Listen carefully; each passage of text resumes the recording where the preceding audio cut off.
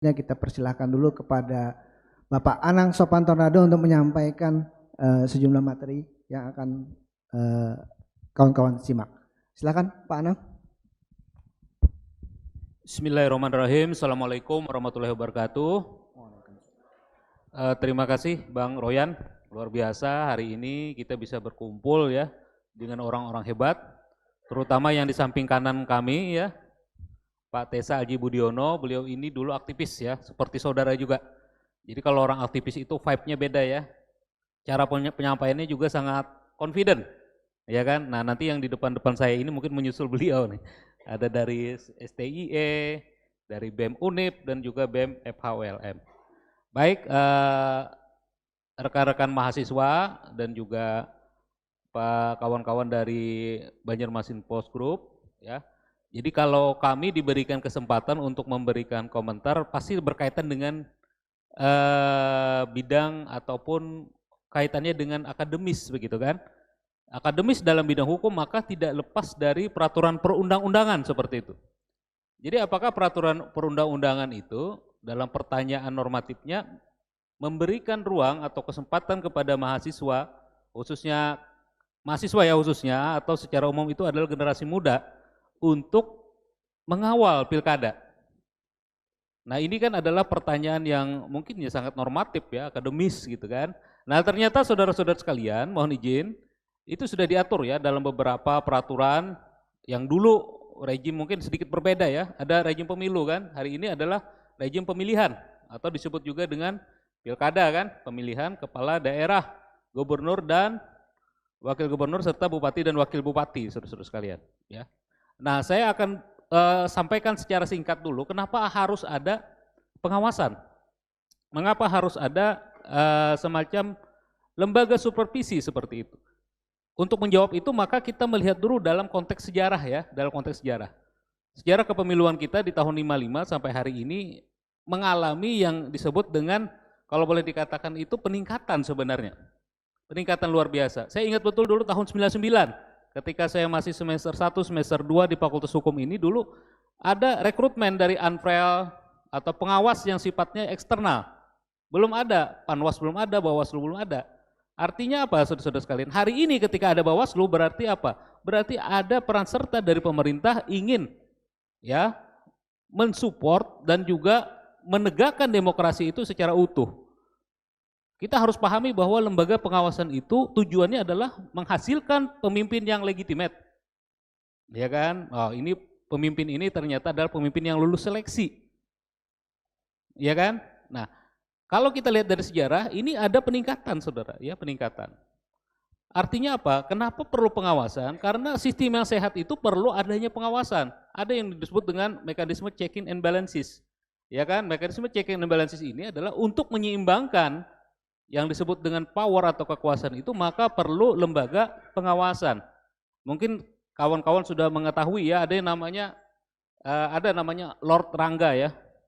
Bukan Lord Rangga ya, Lord Rangga itu Sunda Empire, ini bukan. Lord Acton dia katakan bahwa the power tends to corrupt, ya kan? Artinya kekuasaan cenderung untuk dikorupsi atau abuse atau disalahgunakan gitu kan. Untuk mencegah itu atau mengcounter itu maka diperlukan lembaga pengawasan. Lembaga pengawasan ini fungsinya adalah untuk mengontrol kekuasaan. Karena sejatinya kekuasaan itu saudara tidak terbatas. Kan gitu kan, unlimited kan. Nah, dengan adanya lembaga pengawasan akan lebih ya kan mengcounter ataupun menjaga dari kekuasaan tersebut sehingga tidak berkuasa secara membabi buta seperti itu ya. Nah, apakah cukup dengan adanya lembaga Bawaslu ini saudara-saudara sekalian? Saya rasa sudah cukup ya, tetapi belum maksimal ketika belum disertakan peran serta generasi muda. Saya sependapat yang disampaikan oleh Bang Aji tadi, dia katakan bahwa berapa? Gen Z 20%, milenial 30%, 50% pemilih adalah generasi muda. Yang hadir di sini kelahiran 2007, 2008 ya?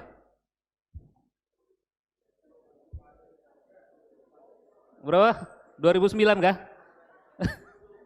Saya lihat tuh mukanya baby face semua soalnya. Bang Haji ini kelahiran 2009, mungkin 2010 ada ya?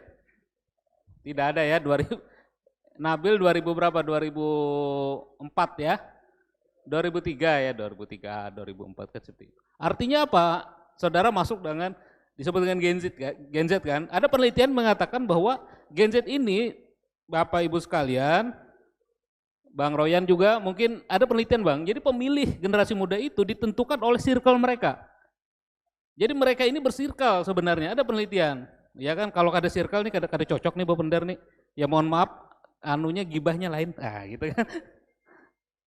Jadi ketika ketua gengnya atau ketua circle-nya mengatakan kita pilih calon A, calon B, calon C, maka itu yang akan dipilih. Kalau tidak, dia akan di-kick dari circle. Mereka akan lebih takut dengan circle mereka. Nah itu penelitian terakhir. Artinya apa? Artinya Gen Z ini juga salah satu makhluk yang agak lain gitu kan dengan pemilih.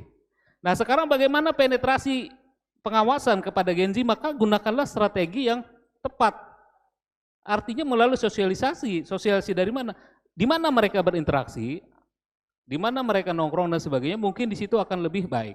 Gen Z ini bukan generasi yang bodoh atau generasi yang tidak tahu. Mereka lebih tahu dari kita. Mereka tidak bisa dibodohi dengan segala sesuatu yang sifatnya drama. Ya kan? Mereka akan memverifikasi dan juga mencek di internet sebenarnya calon-calon mana yang benar qualified. Tidak sembarangan aja, oh ini bagus sekali. Artinya mereka anti pencitraan sebenarnya. Nah kalau ingin mendapatkan simpati dari Gen Z, itu maka buatlah program yang mungkin no drama hari ini. Kita memerlukan pendekatan yang no drama seperti itu ya. Sehingga no drama itu akan lebih membuat Gen Z itu lebih respect dan juga lebih manut mungkin dengan apa yang disampaikan oleh calon ataupun generasi ataupun mereka yang ingin bercalon sebagai kepala daerah.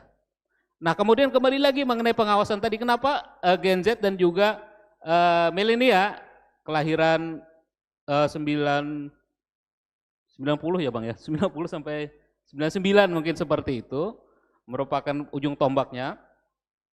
Karena apa? Karena mereka ini yang aktif di sosial media. Hari ini sosial media itu adalah segala sesuatu yang sifatnya sangat melekat dari kita. Konon katanya, bukan konon ya, mungkin kenyataan ya, hidup kita itu hanya 5 inci atau 6 inci aja dari layar kita kan. Lihat status, buat Insta story dan sebagainya.